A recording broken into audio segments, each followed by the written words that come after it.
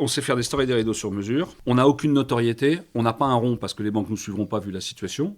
Elles nous ont jamais laissé tomber, mais elles ne nous permettront pas d'investir massivement pour développer quelque chose. Et donc, on se creuse la tête. Et alors, je te l'ai dit tout à l'heure, je suis très bricoleur. Moi, je passe tous mes week-ends chez Leroy Merlin à acheter des trucs. Je mesure la superficie qu'ils accordent au store et au rideau chez Leroy Merlin à l'entrée du magasin. Je me dis, putain, s'ils mettent cette place-là, c'est que le marché, il est énorme. Je connais pas du tout le marché du particulier. Et je dis, la seule chose qu'on peut faire, c'est adresser en direct le marché du particulier avec des stores et des rideaux sur mesure parce qu'on sait faire. Et la seule façon de le faire, c'est le digital.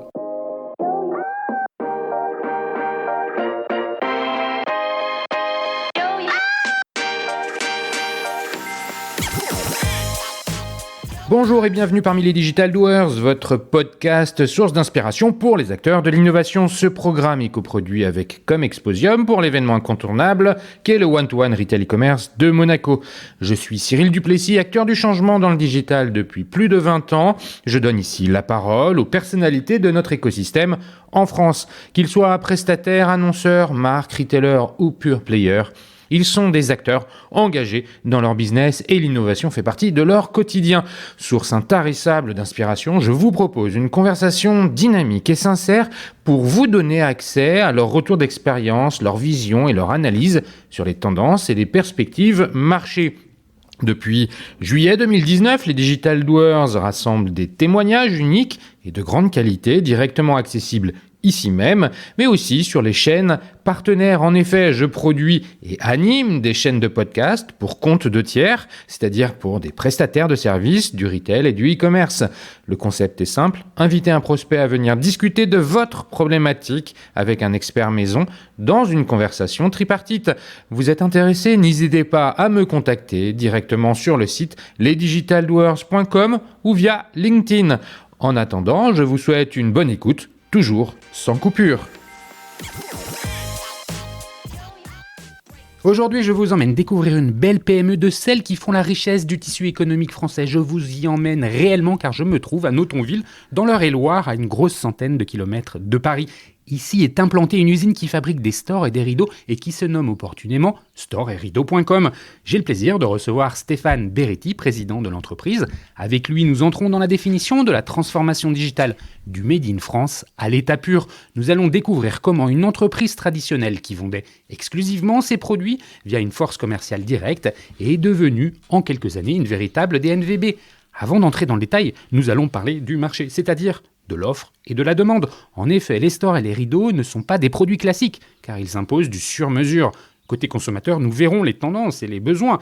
Les confinements successifs ont certainement joué un rôle de ce point de vue. Une fois le décor planté, nous reviendrons sur l'histoire de la société et surtout sur ce tournant pris il y a 11 ans. La proposition de valeur a dû être revue et avec Stéphane, nous nous intéresserons à la façon avec laquelle store-et-rideaux.com adresse dorénavant son marché.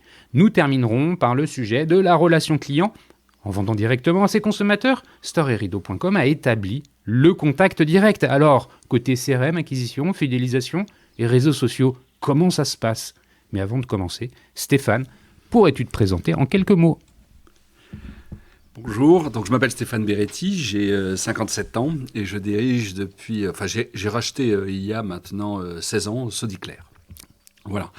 Alors ma carrière, je l'ai commencé... Alors j'ai eu là beaucoup de chance dans ma carrière, c'est que j'ai traversé beaucoup de révolutions, on va dire, technologiques. Mmh. Et c'est une chance parce que on verra qu'il y a un lien logique qui m'a amené tout droit là où je suis aujourd'hui. Première chose, j'ai commencé chez Atari, l'inventeur du jeu vidéo. T'es plutôt commercial? T'as plutôt un profil commercial, ingénieur? Marketing, ouais. Commercial, mais j'ai fait une école de commerce. Ouais, voilà. ouais. Et donc j'ai commencé chez Atari, où je me suis occupé de la promotion. Atari, on connaît le nom souvent. C'est d'abord l'inventeur du jeu vidéo, puis celui qui a amené l'ordinateur à la maison, avec les fameux 520 ST ou 1040 STE. Je ne sais pas s'il y en a beaucoup qui vont nous suivre là-dessus. Peut-être pas, mais c'était eux qui ont inventé notamment la fameuse prise MIDI qui permettait de faire de la musique à la maison. Voilà. Et donc, ça a été une première révolution. Ça a été un marché complètement incroyable, puisque les gens découvraient ça. Donc, les gens se battaient pour avoir des ordinateurs à la maison. On n'arrivait pas à produire. Ça a été le démarrage du Macintosh, du Mac, quoi.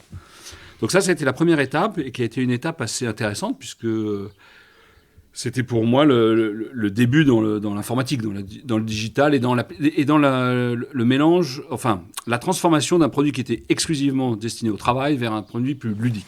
Là, on est en quelle année globalement? C'est quoi les années? Ah bon, on est en 88. 88, et donc tu rentres dans une entreprise pour vendre... Pour m'occuper de la promotion de ces produits. Ces produits-là. Qui sont distribués par des... Pas des distributeurs, c'est-à-dire qu'on est, en fait, c'est une boîte américaine et on est la filiale française. Voilà. Okay. Donc ça, je fais ça pendant 5-6 ans, c'est une belle expérience. Puis je rentre dans une filiale du groupe France Télécom, qui s'appelait EGT, qui est une filiale B2B, et qui avait une vocation, c'était de créer du trafic sur les réseaux de la maison mère, parce qu'à l'époque, je rappelle qu'il n'y avait que France Télécom. Donc là, on est en 92-13 ? Exactement, 92-13. Et c'est l'arrivée du mobile, du GSM, ce qu'on appelait le GSM à l'époque, et donc Itineris. Donc là, beaucoup ne vont pas nous suivre non plus, mais au début, on a lancé le GSM en France, c'est-à-dire avec les 8 watts, les portatifs, les portables, parce qu'on n'appelait pas ça encore des portables, on n'osait pas, vu le poids que ça faisait, c'était impossible. Et donc on avait même 2 quarts de réseau, des réseaux 8 watts, des réseaux 2 watts, donc c'était le tout début, et c'est 92-93. Les premières offres France Télécom, c'est Ola, l'arrivée de je me souviens bien, ouais. Et ben voilà, c'était ça, et donc ça, moi j'ai connu ça, c'est-à-dire cette transformation où avant, le téléphone, on va dire mobile, était réservé à... Il y avait les bebop aussi. Alors le bebop, il est mort-né, puisqu'il a démarré à Bordeaux, je me rappelle très bien. Ouais. Mais enfin, quand le GSM s'est développé, Pour rappeler à ceux qui ne connaissent pas le bebop, on devait rester près d'une borne qu'on pouvait identifier avec un sticker vert, blanc, bleu de mémoire, et absolument. On ne pouvait pas bouger à plus de 10 mètres. Voilà. Et tu n'avais pas notamment ce qu'on a appelé, parce qu'aujourd'hui, ça paraît logique pour tout le monde, mais avant, tu ne pouvais pas traverser entre 2 bornes, ça coupait la communication, il fallait redémarrer. Donc, il y a plein de choses qui ont changé, mais on a lancé ça en 1992, 92-93. Et moi, j'ai connu cette folie-là où le téléphone mobile était réservé à une toute petite minorité de la population, les radios comme 2000, les premiers SFR. Et on a vu exploser ça, c'est-à-dire dans le grand public, tout le monde s'est... Là, ta mission, c'était de faire quoi alors? Nous, on le vendait en B2B, puisqu'on a commencé par les entreprises. Ça a d'abord été un outil de travail, comme souvent d'ailleurs. Ouais. Et donc, nous, ça a été de commencer à vendre à toutes les grandes entreprises, en B2B, les premiers téléphones mobiles. C'est-à-dire, on a commencé à aller expliquer aux gens l'intérêt, à expliquer aux flottes aux commerciaux ce que c'était. On a vendu les premières flottes. Et donc, c'était ça notre travail. Ça a été d'implanter, si vous voulez, tout le mobile dans le milieu professionnel et qui très vite a infusé dans le grand public. Dans le grand public. Ouais. Et du coup, il y a eu la jonction qui s'est faite et le mobile a fait partie de la vie quotidienne des gens. Mais ce n'était pas du tout le cas en 98. En 92, 93, ça n'existait pas. Non. Ça valait une fortune. Aujourd'hui, on parle de forfait, mais à l'époque, il fallait payer pour interroger sa messagerie au tout début. Oui, il y avait des forfaits. Quand on recevait un appel aussi, c'était décompté. Et la première minute était indivisible. Tu payais pour interroger tes messages. Donc, c'était tout le début. Et voilà. Donc ça a démarré. Et ça a été une première révolution. Ce qui a été toujours frappant, c'est la vitesse à laquelle...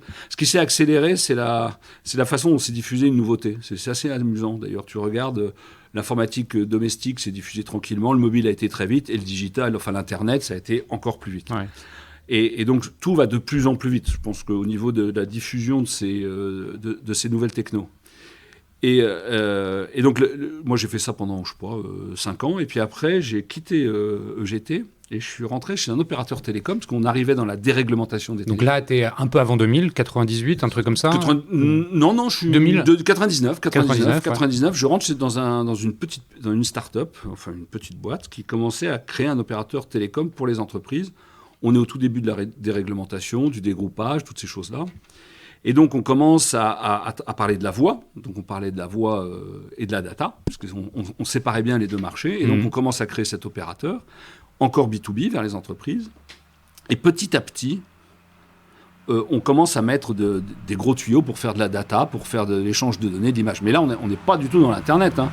On a les premiers... On a un petit tracteur qui passe, voilà, on est vraiment dans la bosse. Oui, absolument. on a les premiers providers à Internet, on est au tout début, on est au tout début. Là ton job, c'est à nouveau de convaincre les comptes d'utiliser ce système de provider. Là, moi, je crée un réseau sur toute la France avec des agences, avec des commerciaux pour aller voir toutes les entreprises et leur dire, attendez, il n'y a pas que France Télécom, maintenant vous pouvez travailler. C'était l'ouverture à la concurrence, c'est tout. C'était ça le démarrage. Donc, si tu veux, moi, j'ai eu cette chance et on a commencé à voir se développer les réseaux, on a commencé à mettre des tuyaux. On avait un énorme service, nous, on creusait des tranchées, parce qu'il fallait bien passer les fibres, les ducts, ce qu'on appelait les ducts pour passer les tuyaux, enfin, tout ça. Donc, Moi, j'ai eu la chance de connaître pendant 15 ans la micro-informatique familiale, le GSM, enfin le mobile, et puis le démarrage de la déréglementation des télécoms qui nous a amenés à l'Internet. Mais si tu veux, quand tu regardes toute cette transition, tu t'aperçois que, aujourd'hui, tout le paysage a complètement changé. L'Internet aujourd'hui, c'est une vraie construction. On parle de l'Internet mobile, donc tu as la réunion entre le mobile et l'Internet. Ça veut dire que on a été très très vite. Et moi, j'ai toujours considéré, et ça va être déterminant dans la suite de mon parcours, c'est que tout ceci n'était que des outils. C'était que des moyens, que des facilities pour pouvoir faire autre chose. C'est-à-dire qu'aujourd'hui, j'ai toujours considéré, par exemple, l'Internet était un canal de distribution. Il sert à faire d'autres choses, mais pour moi, c'est essentiellement un canal de distribution. Le digital, c'est le mobile aujourd'hui, qui est devenu un vrai terminal informatique, hein, quoi qu'on en dise. C'est une façon d'accéder au réseau pour pouvoir commercer ou se servir d'accéder à l'information. D'accéder au commerce et toutes ces choses-là. Donc voilà, aujourd'hui, si tu veux, moi, c'est mon parcours qui m'a amené ça. Et quand on a fini l'opérateur télécom, on l'a revendu à LDCom. Et, en quelle année à peu près? Là, on est en 2002. Donc, t'es salarié, t'es associé? Je suis salarié. Ouais. Je suis le directeur général de la distribution du dernier opérateur. Et puis, la personne qui avait fondé cet opérateur me dit qu'est-ce que tu vas faire maintenant? Et je dis écoute, je ne sais pas trop, parce que c'est vrai que on venait quand même de vivre de sacrées aventures, si tu veux, parce qu'en fait, dans une carrière, tu vis quand même des aventures. Là, en l'espace de 3 ans, on est parti, on était 50, on est 800, on fait 1,5 milliard de chiffre d'affaires. Donc tu te dis, mais maintenant je fais quoi? Je ne suis pas vieux en 2002. Hein. En 2002, je suis il y a 20 65. ans, tu as 37 ans. J'ai 37 ans, je me dis mince. Et cet homme qui est devenu un ami, qui me dit, mais lance-toi dans l'entrepreneuriat. Vas-y, achète une entreprise et développe-la. Et l'idée me plaît, donc pendant 8 mois je suis avec lui, je cherche une entreprise. Et je sais faire quoi aujourd'hui? Je sais faire du marketing et de la distribution B2B. C'est ça mon métier à la base. Et donc on cherche et je tombe sur Sodiclair, une entreprise qui fabrique des stores et des rideaux sur mesure pour les entreprises et les collectivités qu'elle vend à travers une force de vente propriétaire. C'était dans le cadre d'une prestation totalement intégrée, c'est-à-dire que c'est ces commerciaux qui vendent, ces usines qui fabriquent et ces poseurs qui posent. Alors, le marché, c'est donc les collectivités locales et les entreprises. Oui. Typiquement, dans un collège, la façade sud, elle doit être protégée par des stores, et donc les élèves qui tirent les stores. Exactement. Tu vas soit chez des grands comptes en direct, soit tu peux même être sous-traitant d'une entreprise générale. Par exemple, la région demande à Bouygues de refaire tout le collège. Elle va faire des lots. Il y a des lots VRD, il y a des lots maçonnerie, et puis il y a un lot occultation, protection solaire. Nous, on répond à ce lot-là. Et puis on a des commerciaux qui vont voir les PME en disant voilà, tu as besoin de stores, tu as besoin de machin. Donc on fait que du B2B avec des commerciaux. Quand tu reprends cette entreprise-là, oui. Elle est dans quelle situation? Elle est très saine. Elle marche bien. Alors cet ami m'avait dit de toute façon, il faut que tu prennes une entreprise saine, sinon tu ne peux pas la financer. Donc on est en 2006. En LBO? Ouais. Il m'a dit sinon tu n'arriveras pas à la financer. Donc c'est une belle entreprise. Qui donne des chiffres, c'est quoi le chiffre d'affaires, le nombre de salariés? C'est 5 millions de chiffre d'affaires, 4,8 millions, c'est 35 salariés, et c'est 180 000 euros de résultat, donc c'est tout à fait correct, et ça marche très bien. Et t'étais de la région? Pas du tout, non. Ah non, c'est pas du tout. Non, pas du tout. Moi, je suis un amoureux du monde rural, mais je vivais à Paris, j'ai vécu en région parisienne toute ma vie, et je trouve donc cette entreprise en Eure-et-Loire, 150 km et en pleine campagne. Hein, on est vraiment en pleine campagne. Je confirme.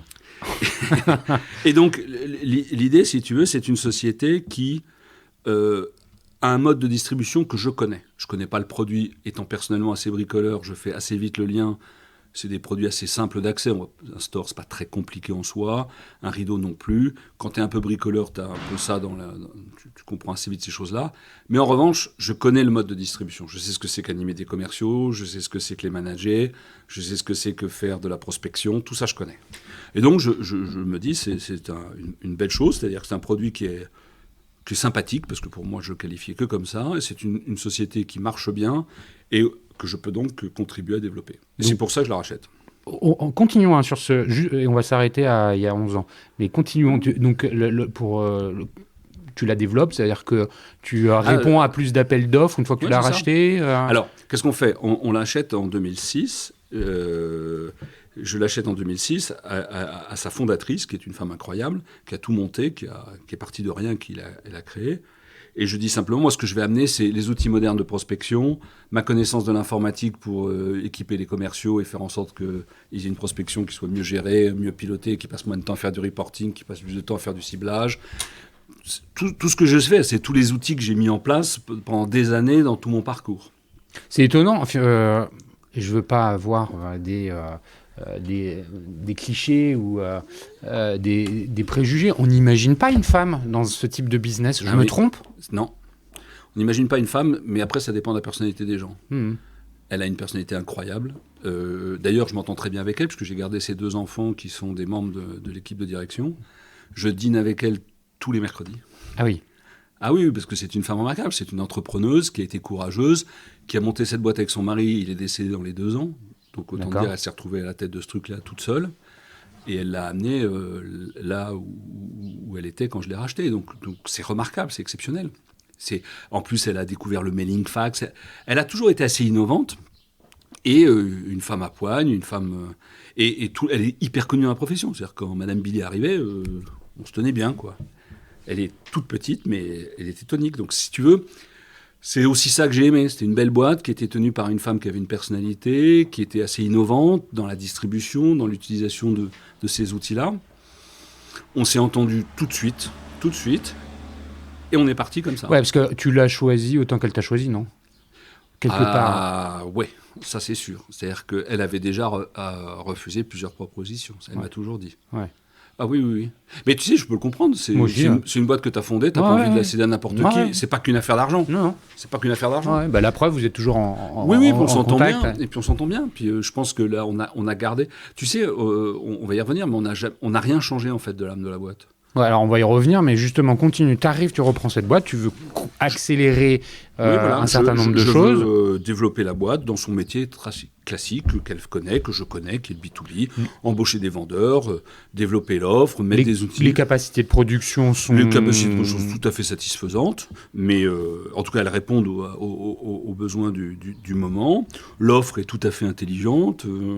Voilà, donc c'est surtout un développement, on va dire, commercial et de l'optimisation commerciale et du développement. Comment on fait ça ? On recrute plus de commerciaux, tu sais, tu commences par analyser les chiffres.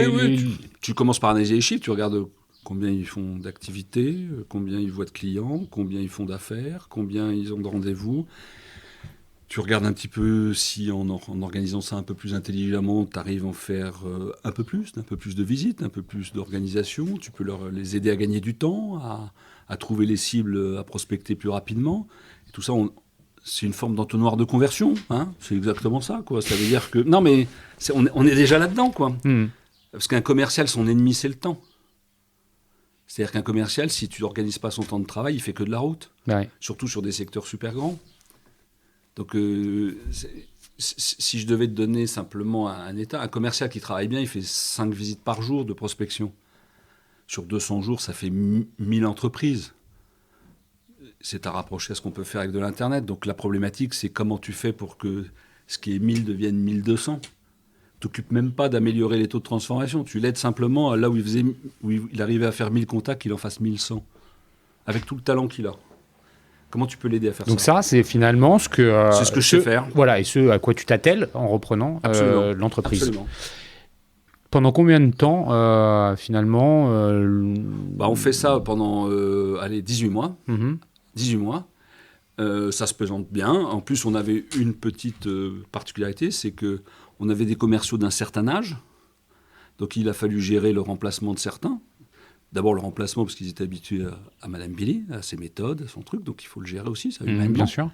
Mais on était habitués à ça. Et donc on met ça en place, ça se passe plutôt bien, le marché est sympa. Puis en 2008, patatras. En 2008, on se prend cette énorme crise, et qui nous touche vraiment. Ça veut dire qu'elle touche tout le monde, mais nous, on la touche 3 fois. C'est-à-dire, vas-y, explique pourquoi. Alors, d'abord, parce que nos clients, c'est les entreprises. Donc, quand les entreprises souffrent, elles n'achètent pas de store, de rideau, elles font attention à ce qu'elles dépensent, et elles décalent les projets d'investissement. Ça, c'est sûr et certain. La deuxième chose, c'est qu'on a la première vraie grosse baisse des dotations des collectivités, qui présentent 40% de notre chiffre. Donc, si la collectivité n'a pas l'argent, elle n'a pas de dotation, elle n'achète pas, même si elle a des besoins. Ce n'est pas le sujet. C'est-à-dire que les écoles, on avait une belle natalité, les écoles, il fallait changer les trucs, mais elles n'avaient pas l'argent. Mmh. Et la troisième chose, c'est qu'on ramasse une crise sans précédent dans le bâtiment. Donc on ne construit plus. 3 axes, on ne construit plus, on construit moins. Mmh. Et donc les chantiers se baissent, il y a moins d'appels d'offres, il y a moins de choses comme ça. Donc nous, du jour au lendemain, on perd quasiment 15 à 30% suivant les secteurs de notre chiffre d'affaires. Donc 2008 est une année... 2008 est une année où on le voit venir. On le voit venir. Donc il y a une inertie, en fait. Il y a une inertie puisqu'on est en fin de second œuvre. Donc on voit que c'est entre 2009 et 2010 que tu es dans le creux de la vague. Et donc c'est là où on commence à réfléchir. On se dit mais non, c'est pas possible. On va fondre la boîte, quoi. Parce que ça va pas le faire. Et moi là, c'est la première prise de conscience que j'ai, à dire je peux pas laisser partir cet outil et ce savoir-faire. C'est juste impossible. On parle pas de Made in France là. Le Made in France, ça n'existe pas à l'époque. On n'en parle pas. C'est-à-dire que nous, on fait du Made in France parce qu'on a toujours fait du Made in France. Mais tu le vois sur aucune doc, tu n'as aucun commercial qui t'explique que c'est du Made in France. Tout le monde s'en fout. C'est pas la question.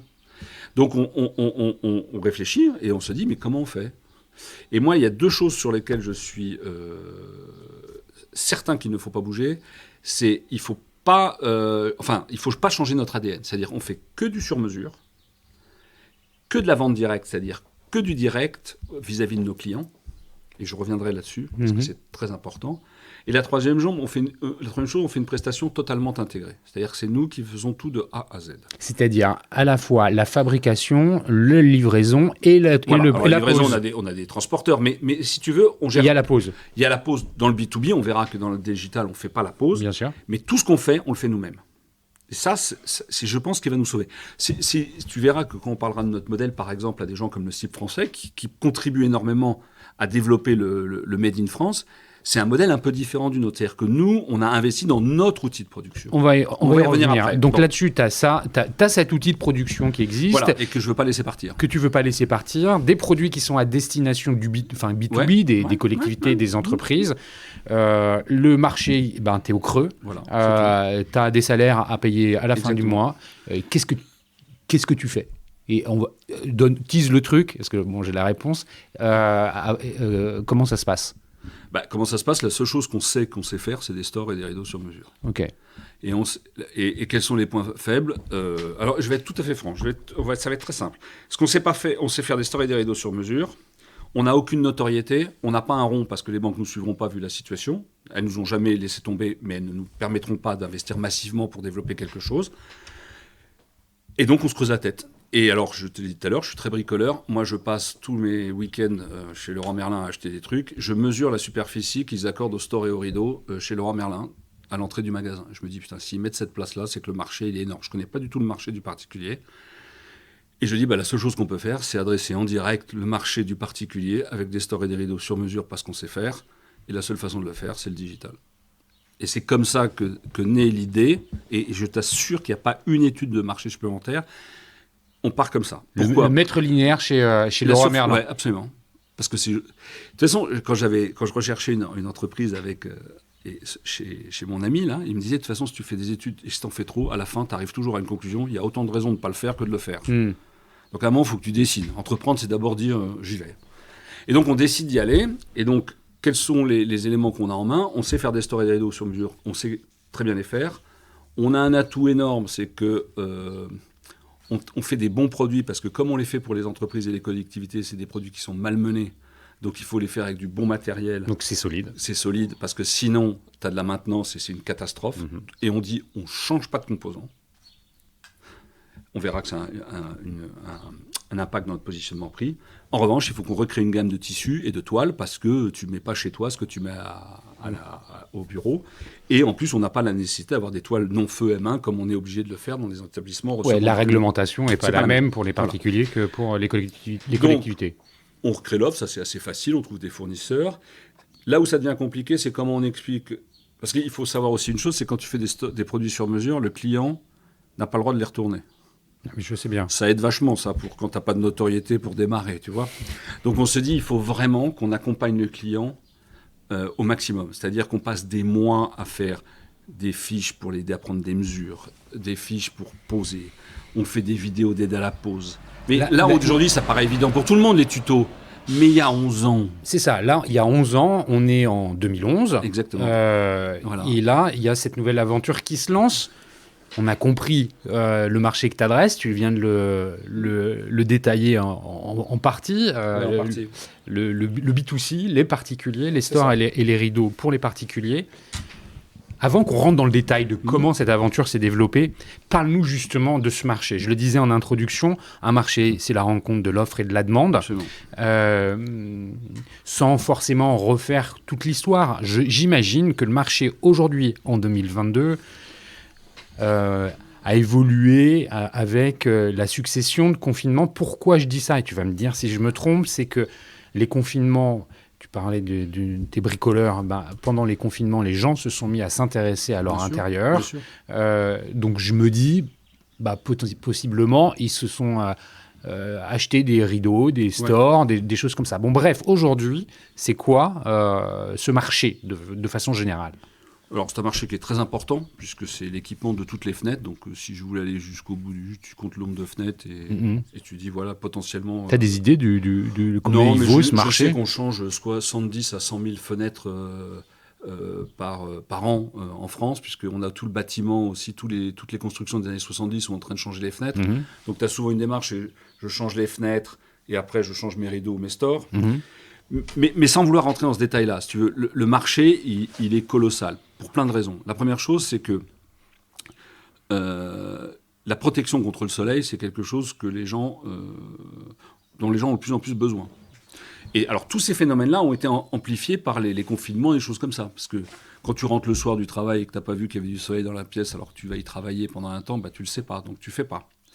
Quand la situation est tendue, ce qui est quand même assez difficile depuis quelques années, tu essayes de préserver ton intérieur, donc tu essayes de faire un intérieur le plus douillet possible, donc tu accordes plus d'importance à la décoration de ton intérieur. C'est-à-dire que dans le store et dans le rideau, tu as deux dimensions. Tu as une dimension technique, qui est une dimension de protection, c'est-à-dire c'est une dimension qui est liée au confort. Tu te protèges des regards indiscrets, tu te protèges de la lumière, puisque quand tu veux faire de l'occultation, c'est ça.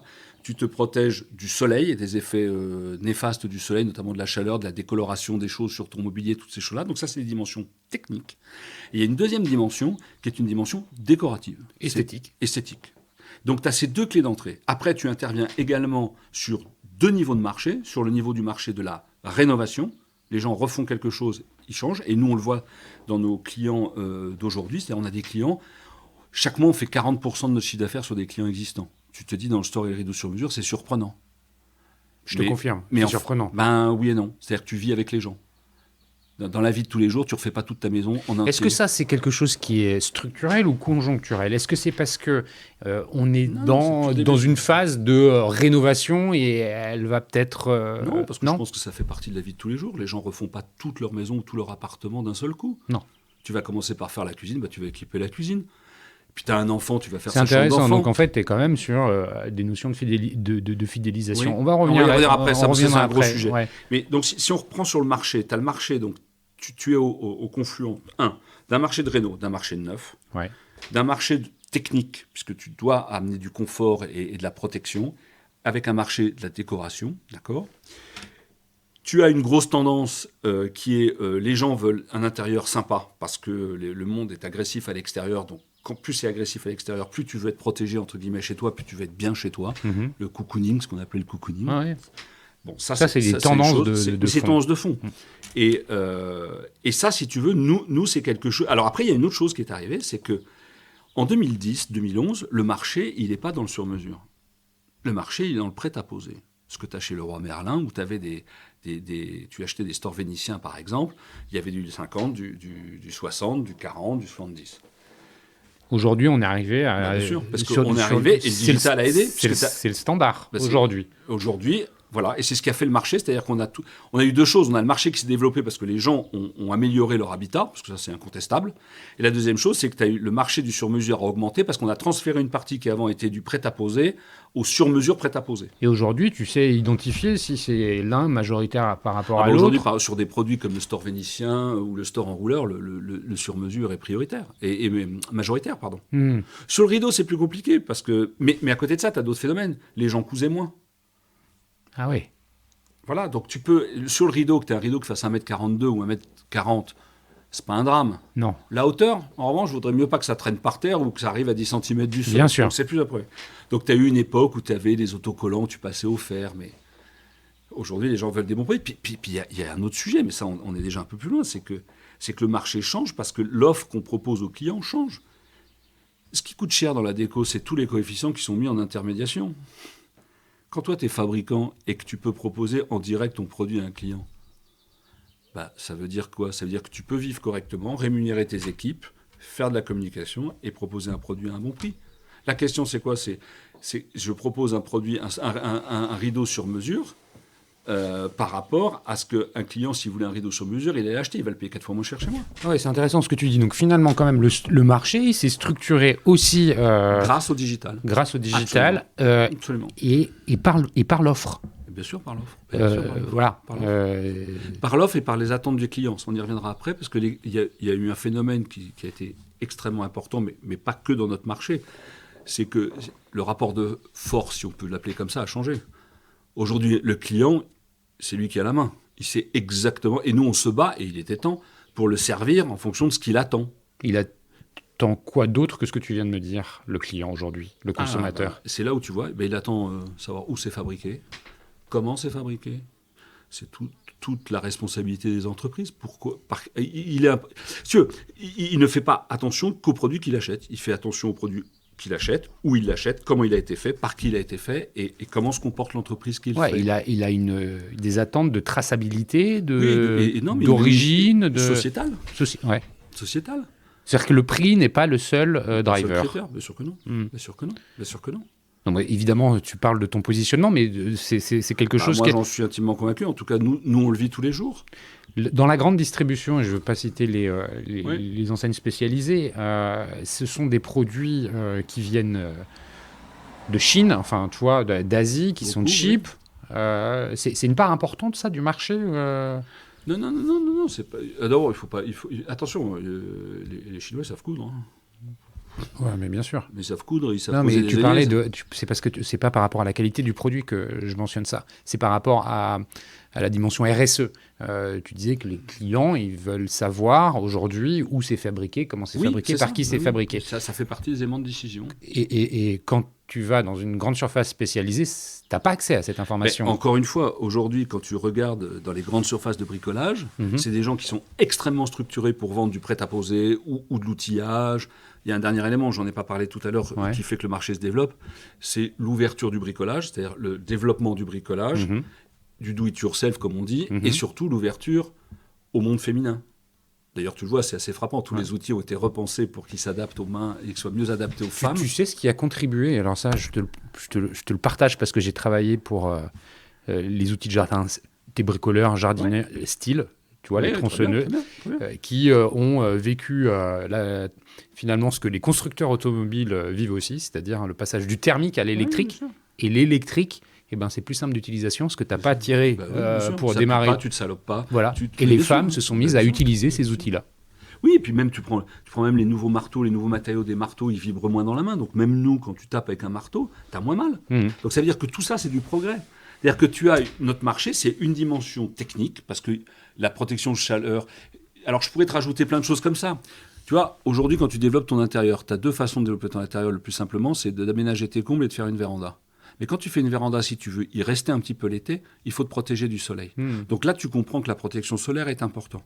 Et tu veux te protéger aussi des regards indiscrets. Donc on a une vraie dimension technique. Et aujourd'hui, tu as des toiles. Il y a un vrai travail qui est fait sur les toiles. Je comprends. Donc tu as un vrai travail là-dessus. Tu as une dimension décorative et tu as une dimension qui est le volume du marché qui augmente parce que les gens s'en servent plus. Donc moi, ce marché-là, il a... Et encore une fois, je pense qu'il y a de la place pour tout le monde, c'est-à-dire que nous, on a pris un positionnement, c'est que nous, on fait que du sur-mesure, parce que sinon, je ne vais pas aller chercher à me placer par rapport à des gens qui font fabriquer ça au Pakistan et qui font venir ça par container. Ça n'a pas de sens. Moi, ce qui m'intéresse, c'est d'avoir des gens qui veulent avoir des produits sur-mesure, à des prix abordables, et qui attachent de l'importance à la façon dont c'est fait, où c'est fait, et c'est tout. Voilà. Donc mon positionnement est super simple. Ouais, on va y venir. Je reviens sur les consommateurs. Est-ce que tu notes que c'est plus masculin ou plus féminin ou que c'est 50-50. 50-50. 50-50. Alors, non, Maxime t'expliquera que c'est 48, mais enfin... Maxime, tiens, tu le cites, on va le remercier ouais, quand Maxime même. Cornio, je vais le remercier parce que c'est grâce à lui qu'on est ensemble aujourd'hui. Voilà. C'est le responsable de toutes les activités digitales chez nous, parce qu'à un moment, il faut passer la main et il faut qu'il y ait des gens qui fassent que ça et qui soient compétents en la matière. Donc, il a rejoint l'équipe il y a 2 ans, il fait un super boulot. Et d'ailleurs, je t'en reparlerai d'ailleurs, parce qu'on intègre aujourd'hui, nous, en pleine campagne, des alternants. Tu vois, c'est super. C'est un vrai projet. C'est un vrai... on y vient. Oui, donc justement, tu parles de ton entreprise et un peu... revenons maintenant directement sur ces changements qui sont arrivés, comment tu as restructuré l'entreprise. On en était resté au lancement, justement, de l'activité Internet. Quand tu connais pas, comment on fait, comment on recrute? Là, tu commençais à parler de Maxime, en fait, de ses recrutements. On a besoin de s'entourer de gens qui ont des expertises peut-être nouvelles. Ah oui, alors tu as raison.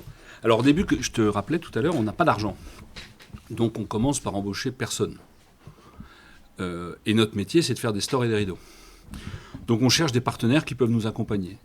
Et des partenaires locaux. Donc on a une petite boîte qui a développé notre site. Mmh. Et on était assez ambitieux, on a été un des premiers à faire des configurateurs, donc on avait un vrai configurateur. Ouais, parce que ça, c'est quand même la clé de voûte de tout le système, hein. Tu vas nous en parler, mais le sur-mesure online, c'est-à-dire que tu déportes la responsabilité sur le consommateur, ça nécessite quand même de penser, et ça dès le départ, tu l'avais en tête, qu'il fallait un configurateur un peu puissant. Il fallait que le client, il voit ce qu'il allait recevoir.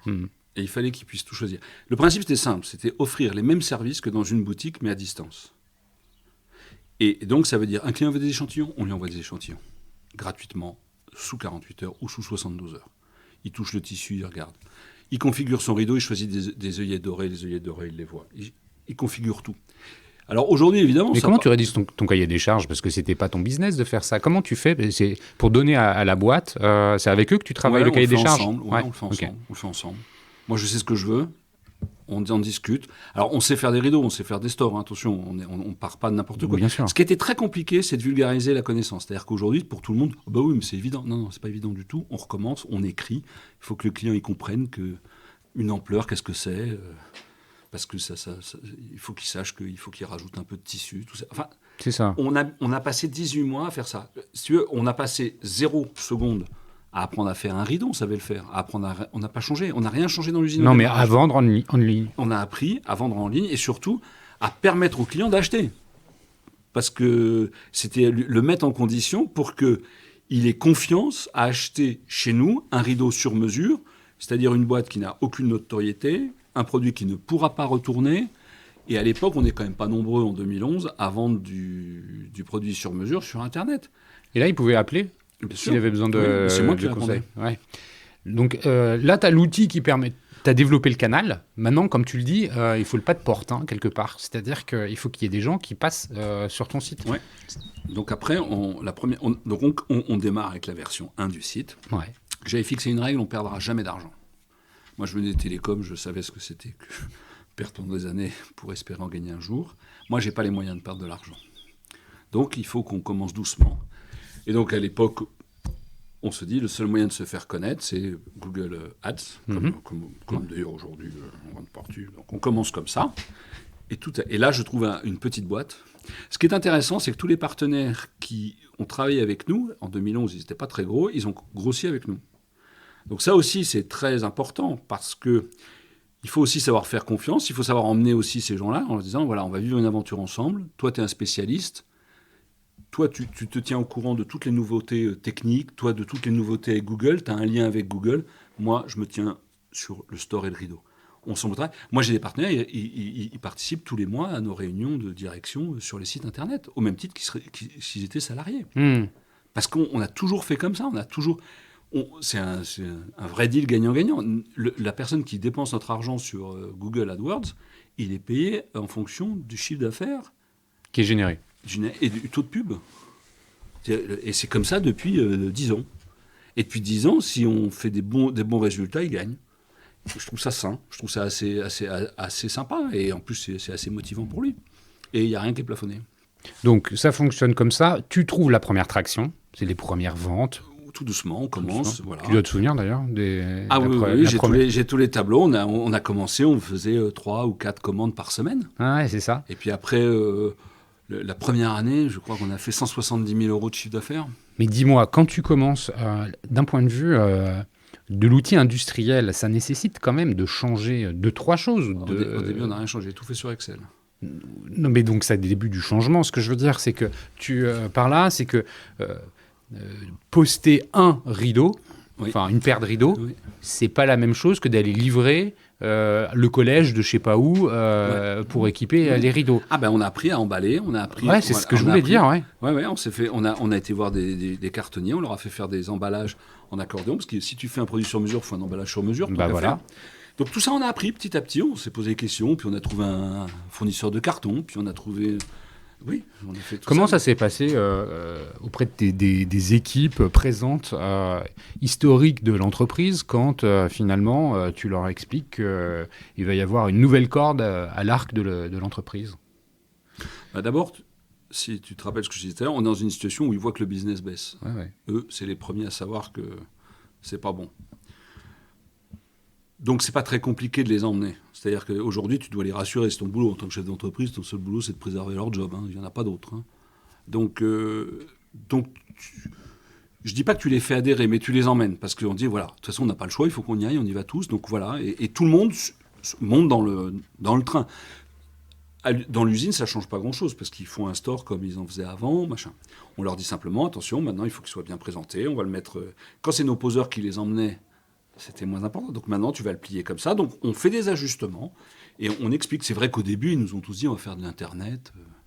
On n'avait même pas la DSL au début. Ah oui. Non mais voilà, c'est arrivé. Et là on verra aussi, parce qu'on verra aussi ce qui se passe au niveau local. Parce qu'on a été aidé pour avoir la fibre assez vite. Pour avoir la fibre à Notonville, c'était pas gagné. Mais on l'a eu.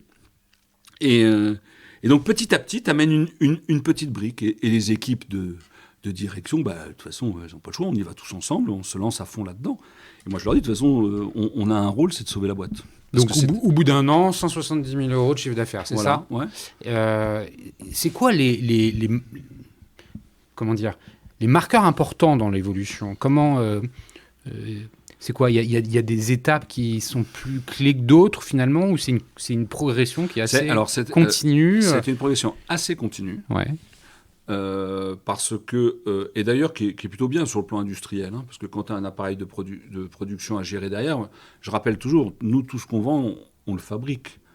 Donc c'est bien beau, tu multiplies par 10 les ventes, mais si tu ne le fabriques pas, ça ne va pas. C'est pour ça que je te posais un peu des questions sur l'outil industriel. J'ai eu la chance, avant qu'on enregistre, de faire le tour justement de l'usine. J'ai d'ailleurs compris qu'il y avait eu une grosse extension qui avait été faite en 2018 pour... Et aujourd'hui, tout l'espace est utilisé, donc on voit bien que mais tu vois, par exemple, ça fonctionne. Oui, bien sûr, tout l'espace est utilisé, tout est digital dans l'usine, donc ça, c'est une étape supplémentaire. Mais à l'époque, tu vois, on n'a pas de moyens, donc qu'est-ce qu'on fait?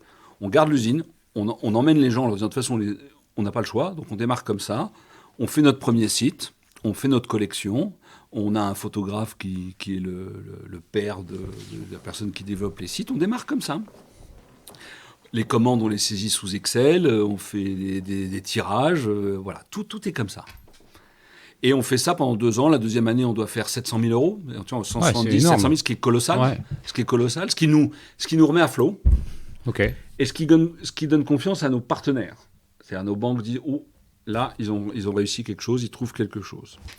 Et donc là-dessus, on démarre, on commence là à se dire, bon, voilà, il va falloir qu'on se structure. On prend une personne au service client. Ouais.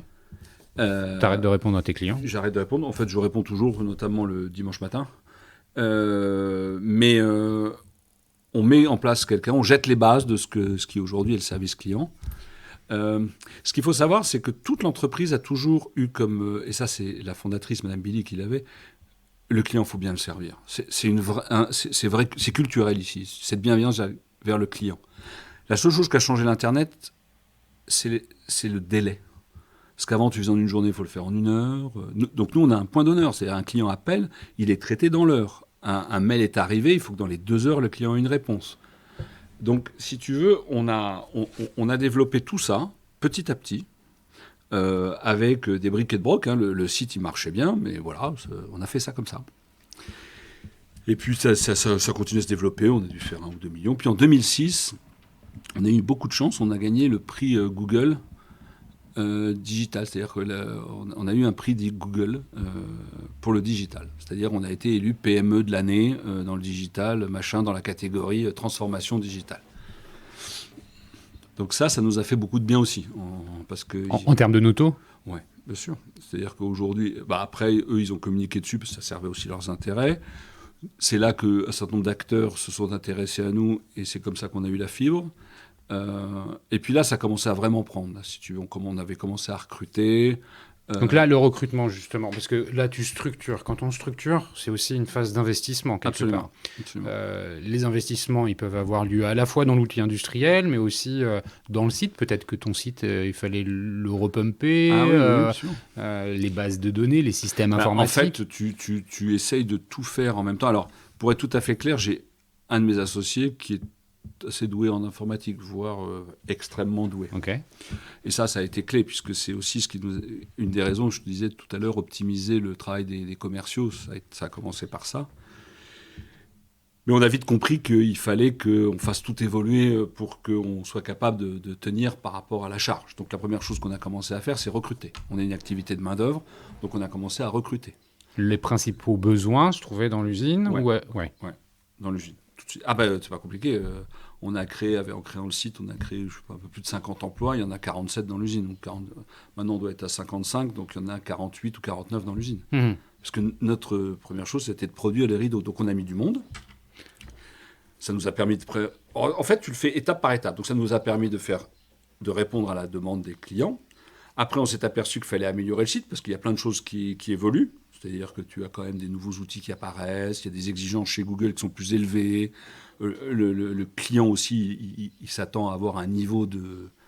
Le configurateur d'aujourd'hui, c'est le même que celui de l'époque ? Probablement pas. Les bases, oui, mais il a considérablement évolué. Puis tu as aussi des concurrents. Les concurrents, c'est très bien, les concurrents, parce qu'ils te forcent à jamais dormir. Ouais, c'est ça. Mais il y a une chose qui n'a pas changé, c'est notre positionnement.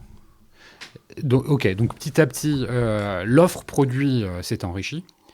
Parce que là, on parle de choses, le canal de vente et de production.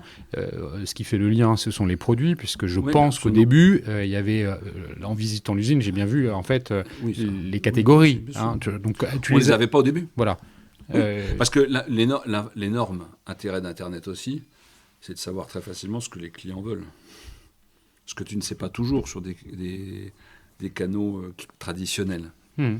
Donc là, tu as des outils fantastiques. Quand tu sais combien de clients font une recherche sur des moustiquaires, tu te dis, oh putain, et si je faisais des moustiquaires ? Parce que les moustiquaires, c'est juste un store enroulable. Je sais faire. Comment je peux le faire ?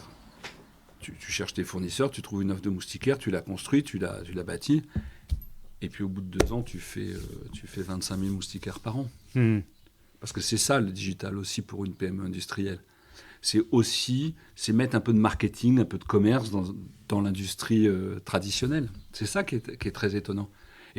Et du coup, tu crées tu crées des envies chez les salariés. C'est-à-dire, il y en a, ils faisaient ça, ils disaient moi je veux bien m'occuper de ça, et tu crées une dynamique autour de tout ça. Pour illustrer ce que tu expliques, la personne qui m'a fait faire le tour de l'usine m'expliquait que là, donc, ce sont tu parles des moustiquaires. Donc, effectivement, on enregistre un 19 mai. Il y a une saisonnalité du moustique. Donc, aujourd'hui, il y a beaucoup de gens qui achètent les moustiquaires. J'ai vu comment elles s'étaient fabriquées. Elle me dit, là, dans très peu de temps, on va avoir les moustiquaires latérales. Oui. Puisque, donc, en fait, tous les stores, c'est vertical. Les fenêtres, voilà. Et les portes, c'est latéral. Et là, elle me dit, là, c'est sûr, ça va partir comme des petits pains. Bah oui, c'est-à-dire que... Mais c'est toujours un mélange. Mais c'est super parce que elle te dit au service client, nous on tient des fichiers, combien il y en a qui vous ont demandé des moustiquaires latérales, donc on se dit, il faut qu'on les ait parce qu'on a trop de clients qui nous les demandent. Donc derrière, qu'est-ce que tu fais ? Tu cherches une offre, tu cherches avec tes fournisseurs. Après, tu vas la construire avec l'usine. Donc ils sont un peu stressés à l'usine parce qu'ils se disent, putain, en fait, les moustiquaires latérales, on les lance demain. D'accord. On va avoir le week-end, là. Lundi... On a été les voir, on a dit, ça se trouve, lundi, on va en avoir partout, il va falloir qu'on s'organise. Mais c'est ça la vie de la PME, c'est ça qui est excitant dans la vie de ça. Bien sûr. C'est de dire aux gens, tu vois, on avance, on progresse, on fait d'autres choses. Et voilà, et puis on a, quand on a recruté des gens, on a formé les équipes, aujourd'hui tous mes anciens, ils sont responsables de fabrication. C'est-à-dire qu'ils sont maintenant, ils ont pris des responsabilités, ils encadrent des gens, ce qui était même pas envisageable il y a 10 ans. Tu vois, il y a 10 ans, on essayait de sauver la boîte. C'est-à-dire qu'on est passé d'une logique de survie à une logique de développement. Alors justement, pour aller dans on peut que dire bravo. C'est une très belle histoire. Justement, dans cette logique de développement, le recrutement. Tu vas me dire comment ça se passe pour toi, ici, à Notonville. Le recrutement, tu as commencé à l'évoquer. Pourquoi je te pose la question? Parce qu'on peut entendre un peu partout sur le territoire français qu'il y a des problèmes de recrutement. Oui. Quelle est cette réalité pour toi? Alors, la première chose pour planter le décor, c'est que nous, la plupart des gens, sauf les couturières, nous les formons en interne. D'accord. C'est-à-dire que ce que je vais dire concerne mon business, c'est-à-dire de gens qui, pour tout ce qui est montage des stores, ils sont pris en main par les anciens compagnons qui vont les former. Ce qui n'est pas le cas dans certaines PME qui cherchent des profils très particuliers, qui ont besoin d'avoir des formations à l'extérieur. D'accord, ouais. Voilà. Okay. Pour nous, c'est plus simple. Le digital a été pour nous une bouffée d'oxygène extraordinaire. On l'a bien compris, oui. Non, mais même sur ça. Ah oui. Parce que le fait que le travail soit visible a rendu l'entreprise plus attractive. Oui, c'est ce que tu me disais avant qu'on enregistre. C'était avant quelqu'un qui expliquait qu'il fabrique des stores pour un collège. C'est pas forcément facile de dire dans son entourage, voilà, c'est ce que je fais. Oui. On imagine ce que c'est qu'un store, mais on le voit pas. Oui. Alors que là, il peut dire, va sur le site, et tu vois, cette référence-là, c'est moi qui la fabrique. Ouais. Et puis par exemple, tu tapes store, regarde, tu tombes sur ma boîte. Donc si tu veux, il y a une fierté qui s'est mise. De toute façon, on a eu une explosion de la cooptation en interne. J'ai beaucoup de gens où j'ai le père ou la mère, l'enfant, le mari, le conjoint. Voilà. Donc finalement, c'est pas trop compliqué. Non, j'attends de voir comment ça va se passer là dans les prochaines semaines. Non, pour l'instant... Pour l'instant, on s'en est bien sorti parce que la petite notoriété qu'on a au niveau local, les quelques articles qu'on a eus localement aussi, nous ont fait du bien. Et donc, on a recruté pour l'instant facilement. Encore une fois, je le répète, on forme complètement en interne les gens. Ok. Et puis, moi, j'ai des jeunes, j'ai des personnes plus âgées, tout ça, c'est très bien. La mixité de tout ça est très, très bien. Ouais. Pour rester sur comment fonctionne l'entreprise, de façon très concrète, il y a quand même des sujets là qui sont conjoncturels, économiques, géopolitiques. Comme tu fabriques, tu as besoin de matières premières. Ouais. Pour faire un store, ça peut être fait en alu, ça peut être fait en bois, il y a du tissu. L'approvisionnement est clé dans... Surtout qu'on est dans des délais courts, puisqu'on vend quand même du fait qu'un client doit avoir du... C'est entendu, c'est en flux tendu. Ce que je veux dire, c'est qu'il n'y a pas beaucoup de stock, de ce que j'ai pu voir. Il n'y a pas beaucoup de... C'est quoi la situation pour toi? Est-ce qu'aujourd'hui, c'est quelque chose qui t'inquiète ou pas? Est-ce que ça peut être un frein au développement ou alors non? Ah si, attends. D'abord, que ça m'inquiète... Oui, enfin en tout cas c'est quelque chose que l'on suit, qui devient un sujet très important. Le point positif, c'est que dans le cadre de notre développement, on est devenu assez important pour un certain nombre de fournisseurs et on ne les a jamais lâchés. C'est-à-dire qu'on a les mêmes fournisseurs depuis 20 ans. Et ça aussi c'est important, c'est-à-dire qu'on a créé un lien et une fidélité avec eux qui est forte. C'est-à-dire qu'on travaille en vrai partenariat. Là je viens d'acheter un Andalus. Alors, je viens d'acheter un Andalus, j'ai pris le pari, j'ai dit acheter un Andalus sur un certain nombre de références. Il se trouve que je peux le faire parce qu'on a eu la trésorerie et que grâce au Covid, nous, on s'est un peu développé. Après, je suis comme tout le monde. Le bois, en ce moment, c'est très compliqué. Donc, mais les clients sont bienveillants parce que tu sais, on leur dit la vérité. On leur dit, voilà, on a celui-là, on l'a pas. On peut vous envoyer un échantillon de celui-là. Si vous le voulez, on peut faire celui-là à la place.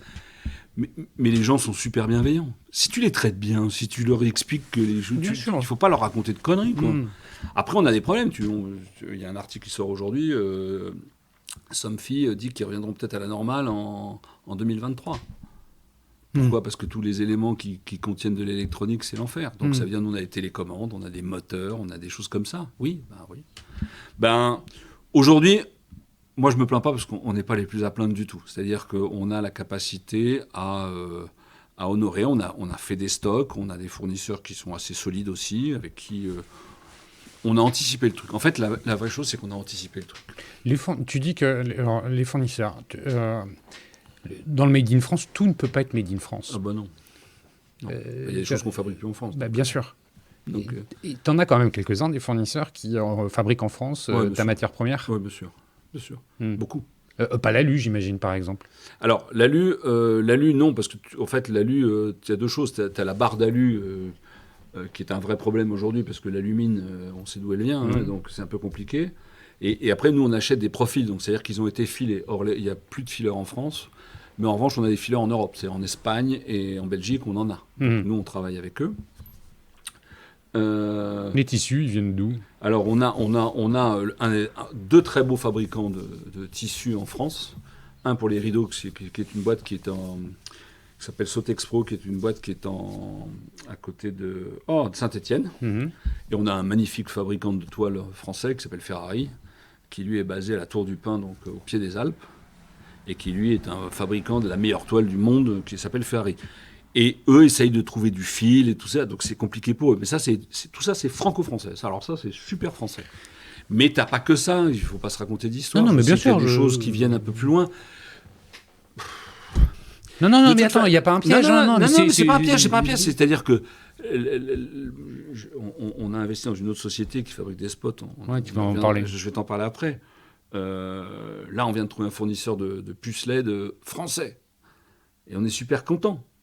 Mais il y a des choses où tu peux pas trouver. Je sais bien. Où tu arrives pas. Tu peux pas. Il y a des choses où tu n'y arrives pas. Non, je sais bien. Pas. Parce qu'il y a quand même tout un tas d'éléments qui ont été, au fil du temps, un peu abandonnés, qu'il faudra réintégrer. Ouais, c'est une réalité. Pour conclure sur les rideaux, les stores et les rideaux, parle-moi du positionnement prix sur le marché, parce que tu as commencé à l'évoquer. Il y a du haut de gamme, il y a du bas de gamme, il y a du milieu de gamme. Qu'est-ce que vous revendiquez comme place?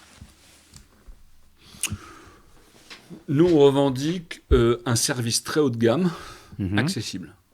D'accord. Ça, c'est notre positionnement. C'est-à-dire qu'aujourd'hui, tous les composants qui rentrent dans nos produits sont ce qui se fait de mieux sur le marché. D'accord? Et c'est à nous, et on essaye de mettre les plus belles toiles, les plus beaux tissus, pour rester positionné correctement. On n'est pas les moins chers, jamais. On n'est pas un discounter, parce que et c'est un discours qu'on entend assez bien les clients. Nous, on veut pratiquer le juste prix. Pourquoi? Pour payer correctement nos salariés, pour pouvoir continuer à investir, pour pouvoir continuer à rechercher des bons produits, pour pouvoir continuer à travailler. D'accord? Donc notre positionnement, il est très simple. C'est le juste prix, avec des composants haut de gamme pour servir nos clients et qu'ils soient contents des produits.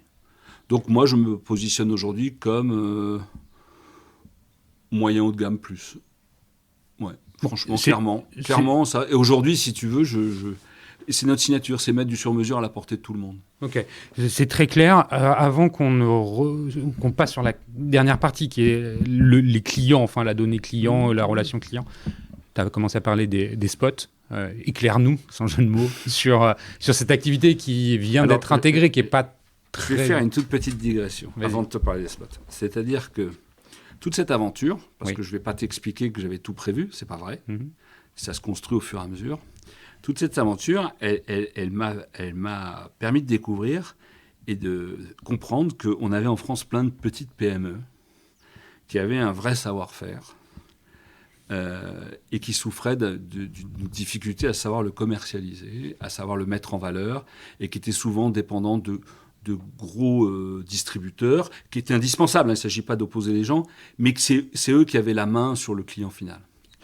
Et je me suis aperçu à travers notre aventure que le digital, pour des petites PME industrielles comme la nôtre, c'était une aubaine. C'était fantastique, c'était la possibilité de créer un lien super fort avec le client final. Ce que je te disais tout à l'heure, on a 40% de notre chiffre d'affaires chaque mois qui est fait avec des clients qui avaient déjà acheté quelque chose chez nous. Ça veut dire que tu peux créer ce lien, même par Internet. Parce que les filles qu'on a au service client, elles sont extra. Parce qu'elles sont avec le client et qu'elles vont jamais rien lâcher pour essayer de faire en sorte qu'il soit content du client. Nous, on a 96% de clients satisfaits. C'est le seul truc que je regarde. Parce que tout le reste n'existe pas. Tu peux parler de prix, tu peux parler de positionnement. Si ton client n'est pas content, tout le reste s'effondre. Donc moi, ça m'a fait prendre conscience de quoi? Qui est de dire qu'on avait des PME qui avaient un vrai savoir-faire et qu'on avait une opportunité qui s'appelait le digital. Et qu'il ne fallait surtout pas les opposer, il fallait surtout essayer de comprendre comment l'un pouvait servir l'autre. Et ça, c'est devenu, si tu veux, le développement de la stratégie du groupe. C'est-à-dire que maintenant, moi, je n'ai qu'un objectif, à titre personnel, c'est de trouver des PME qui s'inscrivent dans notre environnement, c'est-à-dire qui fabriquent en France des produits de qualité, respectueux de l'environnement, de façon artisano-industrielle, et d'utiliser le digital pour les mettre en relation avec le client final. Et c'est ça que je veux faire. Avec une seule finalité, c'est de créer de l'emploi. C'est le seul truc qui m'amuse. Ça, c'est l'introduction à justement la boîte de l'aide. Ouais, c'est justement ça. Et du coup, moi, j'ai travaillé avec les chambres de commerce parce que eux, qu'est-ce qu'ils font? Ils connaissent toutes les entreprises du territoire. Et je leur ai dit, voilà ce qu'on veut faire, voilà ce qu'on a fait. Et on aimerait pouvoir dupliquer ça dans des domaines qui sont autour du confort et de la déco. La lumière, c'est le décor, c'est le confort. Ouais, le même écosystème, quoi. Même écosystème. Et il m'a trouvé une petite boîte qui existe depuis 25 ans, qui fait des spots LED totalement ahurissants de qualité, mais qui est un foutu de les vendre, quoi, qui survit depuis quelques années, qui a été fondée par un monsieur qui est décédé, mais c'est ses 2 filles qui sont dedans, qui sont toujours dedans, qui resteront dedans. Et on est en train de digitaliser cette entreprise pour qu'on puisse mettre... Parce que je considère que c'est génial de mettre à la portée du consommateur des produits comme ça. Alors c'est vrai que les spots sont plus chers. Mais quand tu vois la merde qu'on te vend aujourd'hui à des prix délirants et qu'on bousille les yeux des gens sans qu'ils le sachent et qu'on dise... C'est fantastique de faire ça, parce que tu prends un spot dans la main, tu regardes comment c'est fait, tu regardes le savoir-faire des gens, tu regardes le savoir-faire de l'usine. C'est génial. Sauf que ces gens sont appelés à mourir parce qu'ils ne savent pas se mettre en liaison avec le client final. C'est impossible. Et donc c'est ça qu'on s'est fixé comme objectif, parce que c'est ça que je veux faire. Et aujourd'hui, tu as plein de sujets sur lesquels... le digital, que moi j'ai toujours considéré comme un canal de distribution, et je sais d'où on vient dans le digital, parce que moi j'ai travaillé avant dans le machin. C'est vraiment une opportunité fantastique. Arrêtons d'avoir peur. Il faut simplement que les PME industrielles apprennent à vendre. Elles se battent pour ça, parce qu'elles ont des choses à faire valoir. Et que tu as de la compétence, mais c'est du délire. Tu as une compétence qui est incroyable, qui est totalement insoupçonnée. Et tu ne peux pas laisser partir ça, c'est juste impossible. Bon, écoute, ça, c'est une belle... Non, mais... Encore une fois, moi, j'ai 57 ans, si tu veux, ma carrière, elle est faite, c'est pas ça. C'est ça qui est amusant. Ouais, non, mais je comprends bien. Et c'est ça que je veux transmettre à mes enfants. C'est ce qui t'anime profondément. Intrinsèquement. Ça se sent. Justement, tu parles de la mise en relation avec le client final. Ouais. Ce client final... on va y revenir quand même un peu, parce que à mon avis... c'est la clé. Conclure un peu terminer notre conversation, c'est bien de revenir sur le client, parce qu'effectivement, c'est lui qui est au centre de toutes les préoccupations. Ouais. Comment ça se passe chez vous, cette relation? Comment ça se passe, le CRM, l'acquisition, la fidélisation, les réseaux sociaux? Bref, tu as commencé à apporter des éléments, des bribes de réponses. J'aimerais que tu développes un peu. Alors, je vais développer, on va parler de tous les outils, mais d'abord, le mot-clé, c'est la bienveillance. C'est vraiment que tout le monde... C'est ce que je dis à un client, à un produit, quand on a fait un produit qui est raté, parce qu'on en rate, je dis, mais on a envoyé de la merde au client, tu ne peux pas faire ça. Donc on recommence, on le fait bien. C'est vraiment avoir envie de servir le client. Et ça, c'est la clé de tout. Et après, tout ce que tu vas mettre comme outil, c'est destiné à atteindre cet objectif. Il n'y en a pas d'autre. C'est vraiment la volonté. Ça commence d'abord par les gens. Service client. C'est tout ce qu'on leur demande. C'est d'abord, tu commences qu'un client t'appelle, tu le rappelles tout de suite. Il y a un client a envoyé un mail, et ben, tu lui réponds tout de suite, essaye de lui répondre bien. Si tu n'es pas compréhensible, tu l'appelles. Toujours essayer de faire le maximum. Je vais te dire, moi le dimanche matin, je réponds aux mails. Parce que je ne peux pas laisser un client qui... Tu t'imagines, tu es chez toi, tu te poses des questions, tu vas attendre quoi? Tu as du temps, il faut bien s'en occuper. Et je trouve que en plus, c'est super valorisant. Tu as un client, il t'appelle, tu le renseignes, tu l'aides, tu l'accompagnes. 5 minutes après, tu vois la commande tomber. T'imagines là, c'est hyper gratifiant pour bien sûr, service. Mais bien sûr, hyper gratifiant. Mais bien sûr. Hyper. Et donc nous, on a des outils, c'est-à-dire qu'on trace tout, on trace tout ce qu'on a avec les clients, mais c'est d'abord de l'humain, au niveau du service client. Après, on a aujourd'hui un outil informatique, parce que ça, on n'en a pas parlé du tout, mais Mais en grossissant, on s'est doté d'un outil informatique qui nous permet de tout tracer, mais vraiment tout. C'est-à-dire qu'on a développé notre propre ERP qui, tous les soirs, aspire toutes les commandes, passe les commandes directement au fournisseur, génère les ordres de production à l'atelier. On a développé un moteur qui organise la production automatiquement pour distribuer les feuilles de travail aux gens. Toutes les équipes dans l'usine, dès qu'elles ont fini une tâche, elles la scannent, comme ça remonte, on sait exactement tracer tous nos produits. Donc oui, il y a un investissement technique, évidemment. Mais toute cette technique, elle sert qu'à une chose, c'est à renseigner le client, sinon tu n'en as rien à foutre d'avoir des techniques partout. Tu vois, Ce qui permet au service client de répondre, de dire, votre produit il est en cours de fabrication. Mais c'est aussi ce qui a permis de faire évoluer les gens qui achètent. Quand tu achètes pour des rouleaux pour une école que tu vas poser dans 6 mois ou dans 3 semaines ou dans 5 semaines, mais là tu as la fille du client, elle dit, je lui dis quoi au client ? Donc il faut que tu relances le fournisseur, il faut que tu sois exigeant vis-à-vis des fournisseurs. Donc toute la boîte s'est mise au service du client. Parce que dans le digital, il y a un truc qui est très nouveau, c'est que le client, il a la main, c'est lui qui commande. Du jour au lendemain, il a une offre à côté. Il a toujours commandé, il a toujours eu la main, mais là, il a une offre. Mais il a une offre qui est très large. Et puis alors, en un clic, il change. D'une part. Alors moi, j'ai été élevé comme ça, parce que mon père travaillait dans l'industrie pharmaceutique, il était répartiteur pharmaceutique. Et donc, la répartition pharmaceutique, tu ne choisissais pas les prix, tu ne choisissais pas le produit, parce que par définition, tu vendais les médicaments. Donc, tu n'étais là que par la qualité du service. Un pharmacien pouvait changer de répartiteur en 10 minutes. Donc, moi, j'ai été élevé dans cette culture-là. Tu vois ce que je veux dire ? Et ce que j'essaye d'inculquer à toute la boîte, c'est que tout le monde doit se mobiliser pour permettre au service client de traiter le correctement, parce que lui, il est en frontal. Ça, c'est super important. La deuxième chose, c'est que l'Internet te permet de savoir tout de suite distinguer ce qui est un bruit et ce qui est un signal. C'est-à-dire que et ça c'est très important, c'est-à-dire que quand tu t'aperçois qu'il y a plusieurs fois des choses qui remontent, tu sais que tu as un problème qu'il faut le traiter. Donc ça permet d'être extrêmement réactif. Ça, c'est une des forces du digital que tu n'as pas toujours avec les réseaux classiques, parce qu'il y a l'inertie du réseau qui n'existe pas dans le digital. Le digital, c'est instantané. Donc ça, c'est important. Donc nous, ce qu'on essaye d'améliorer, c'est aussi beaucoup d'enquêtes. Sans arrêt, on demande des choses aux clients, qui nous répondent d'ailleurs de façon assez bienveillante, pour essayer d'améliorer les choses. Maxime est très branché sur l'expérience client, c'est très important.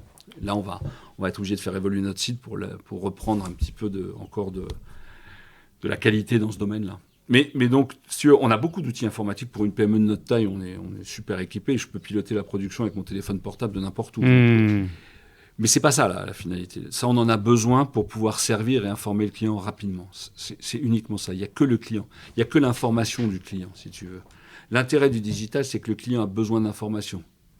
Et il faut la lui donner dans un format qui soit exploitable. C'est-à-dire que les gens veulent de l'info, ils ne prennent pas le temps de lire, donc il faut trouver des moyens. C'est à toi de te casser la tête. D'ailleurs, c'est pour ça que tu parlais des tutos, c'est pour ça que tu parlais... voilà. Comment s'intègrent les réseaux sociaux dans la stratégie de la relation client ? Parce que quelque part, ils y participent. Alors, là-dessus, on est en train de travailler. On n'est pas des experts des réseaux sociaux, donc on a embauché une jeune femme, une alternante, qui s'occupe de ça. On travaille beaucoup le SEO aussi, puisqu'on vient là-dessus.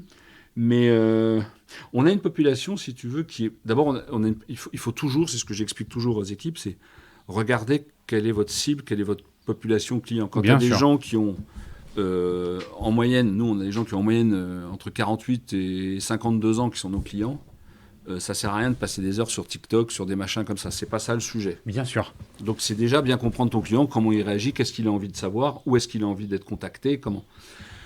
Donc, aujourd'hui, on se sert des réseaux sociaux et on s'aperçoit que ce qui marche chez nous, en tout cas dans les réseaux sociaux, c'est pas tellement le business, parce qu'il faut pas harceler les gens. Je trouve qu'ils ont beaucoup d'infos. Ce qui marche super bien, c'est tout ce qui... En fait, ils aiment les PME, les gens. La vie de la boîte, exactement. Ça m'étonne pas. Et en fait, tout ce qui fonctionne bien avec eux, où on a du lien avec eux, parce que sur le plan de la qualité de service, ils nous le font savoir, et puis je te disais, les chiffres tout à l'heure de réachat qui sont assez évolués, en fait, on vit vachement avec eux. Et en fait, ils s'intéressent vachement à ta boîte. Tu vois, quand on a fait construire la deuxième extension, on a mis un message, puis on leur a simplement dit merci. Ça a été dingue, le retour qu'on a eu. Tu peux faire la plus belle offre que tu veux, la plus belle promo, tu n'auras jamais ça. Parce que les gens sont... En fait, je pense qu'il y a un vrai amour entre les gens et les PME. Il y a un vrai lien. Il y a un vrai lien. Parce que d'abord, beaucoup travaillent dedans, donc ils savent ce que c'est. Donc, voilà. Bien sûr. Mais je pense que tu vois, tout ce que je pensais de l'Internet était faux. Tout, à peu près tout. Tu vois, l'Internet, je trouve que ça a été, en tout cas pour notre société, ça a été un moyen de créer un lien humain super fort. On n'a jamais eu autant de retours chaleureux que grâce au digital, grâce aux gens, grâce aux mails, grâce à tous ces trucs-là. Moi, quand je suis arrivé dans la boîte, il y avait un mail, il y a 16 ans. non, mais voilà, il y avait un mail. Ouais. Il y avait un mail, voilà. Ouais, l'entreprise est complètement transformée. Mais on n'a rien changé des basiques. Tu vois ce que je veux dire ? Mais t'as pas changé d'ADN. Mais la réalité, c'est qu'il y a eu de la transformation. Oui, bien sûr, on ne peut pas l'ignorer. Hein, oui, non, mais je vais être clair là-dessus. Comment, juste pour qu'on comprenne bien, l'activité d'avant, elle existe toujours. Ouais. Ok. Et elle représente une partie importante aujourd'hui du chiffre d'affaires ? Alors, elle fait les bonnes années. Alors, l'année dernière, elle a bien marché, donc on est super content, parce que moi, je trouve que c'est vachement important. Parce que, si tu veux, au début, je vais répondre à ta question. On avait cette activité-là, on a créé l'activité pour les particuliers. Puis, entre-temps, on a créé un autre site qui s'appelle ProSolaire, qui était pour s'adresser aux petites collectivités, aux petites mairies, que les commerciaux ne pouvaient pas aller voir. Je t'ai expliqué tout à l'heure qu'ils ne peuvent voir que 1000 clients par an. C'est toute petite, où le maire n'est pas là tout le temps, et il commandait ses rideaux pour les toutes petites collectivités. Donc on a créé un site qui est dédié à ces petites collectivités-là, qui utilise le canal Internet et les produits de la force de vente. Okay. Bon. Et si tu veux, pour reprendre ta question, que j'ai un peu perdue... Et c'est la proportion, finalement, oui. dans et le donc, chiffre d'affaires. Aujourd'hui, c'est 65% du digital, le groupe. D'accord. Tu communiques sur des éléments de chiffre d'affaires ou c'est un truc... Oui, je ne cache rien. C'est quoi, à peu près ? On fait 15 millions d'euros de chiffre d'affaires aujourd'hui. Ouais. Et donc 65 qui se trouvent en ligne. Oui, en ligne. Ouais. Et les croissances sont... si tu veux, aujourd'hui, on a la force de vente est dans une croissance assez faible. On essaie mais ça marche. Et on pense doubler dans les 4 ans. Oui, il y a des grosses ambitions. Hein. Ouais, mais si tu veux, parce qu'on va enrichir l'offre, parce qu'à chaque fois que tu enrichis l'offre, tu adresses un nouveau segment de marché. Et parce les clients nous le demandent. Puis tu sais, il y a un lien de confiance. On a un peu plus de 300 000 clients aujourd'hui. 300 000 clients. 300 000 clients, ça te permet de travailler avec eux, ça te permet de les accompagner. Ce que je te disais tout à l'heure, j'ai été vachement surpris par ça. C'est-à-dire que les clients qui... Tu vois, on a des clients qui refont un jour leur cuisine, après ils font une chambre d'enfants, après ou alors il y en a, ils ont leurs enfants qui s'installent. C'est hyper intéressant que tu nous dises ça, parce que finalement, quand on pense à ça, et peut-être que, je sais pas... je suis pas représentatif, mais je dis, je vais avoir un besoin pour un store parce que y a une pièce de la maison qu'on a besoin. Et je vais l'acheter chez toi. Mais après... Oui, mais après, si le besoin... Tu vois, tu parlais tout à l'heure des clients. Il y a très peu de clients qui savent exactement ce qu'ils veulent. Ouais, ok. Ils ont éventuellement besoin de faire le noir, se protéger des regards indiscrets. Ils ont une vague idée. Ils ne sont pas certains du produit qu'il faut mettre. Il y en a plein qui sont comme ça. Tu crois que tout le monde sait ce que c'est qu'un vénitien à lui, un vénitien à bois? Non, ça c'est ce que d'abord on explique au début. Les gars, c'est pas parce que toi tu sais, c'est ton métier que tout le monde sait. Tu sais, même lorsqu'on a commencé à faire de l'AdWords, on a appris à appeler nos produits différemment. Tu vois, un store vénitien pour nous, c'est un store vénitien. Non, il y en a qui appellent ça store à lamelles, store à machin. Tu vois, il y a tout un champ lexical. Il y a tout à apprendre. Ouais. Et aujourd'hui, si tu veux, on suit les clients, on vit avec eux. Et moi, je trouve que c'est vachement bien. C'est-à-dire que je suis convaincu que les gens te font confiance. C'est le lien de confiance que tu vas créer avec les gens. Tu vois, la personne qui ne sait pas ce qu'elle veut, elle appelle le service client. Le service client lui dit... On a plein de messages de gens qui nous disent « C'est super ce que vous avez fait. Ça correspond exactement à ce qu'on voulait. » Et la personne ne savait pas au début ce qu'elle voulait. Parce qu'au mieux, ils ont une idée de couleur, ils ont une machin, donc les échantillons... Vous les avez véritablement accompagnés, c'est là où finalement Mais on fait ce que tu fais dans une boutique. C'est-à-dire que quand tu arrives dans une petite boutique, tu sais, on dit souvent, la boutique locale, ils prennent le temps. Tu sais, c'est pareil. Tu prends le temps. Tu prends le temps d'expliquer au client parce que tu as envie qu'il soit content. C'est juste ça, c'est juste le bon sens qui dit, voilà, je vais prendre le temps avec le client parce que de toute façon, s'il n'est pas content, j'aurais raté mon acte de vente. Je l'aurais raté, il est raté. C'est parce que tu as vendu que tu as réussi. Tu as vendu si le client est content de ce qu'il t'a acheté. Là, tu as réussi. Sinon, non. Eh ben, j'ai l'impression que tu y arrives plutôt pas mal. Pour l'instant, ça se passe bien et j'espère qu'on va y arriver. Que tu vas continuer à y arriver. Oui, et puis qu'on va pouvoir l'étendre parce que je pense qu'il y a beaucoup de PME qui le méritent. Je pense que c'est ça qui est super. Bon, écoute, Stéphane, merci mille fois pour cette conversation. Merci à vous tous qui écoutez les Digital Doers. Vous êtes toujours plus nombreux. Merci à Comexposium qui édite le One-to-One Retail e-commerce de Monaco pour son support sur cet épisode-là.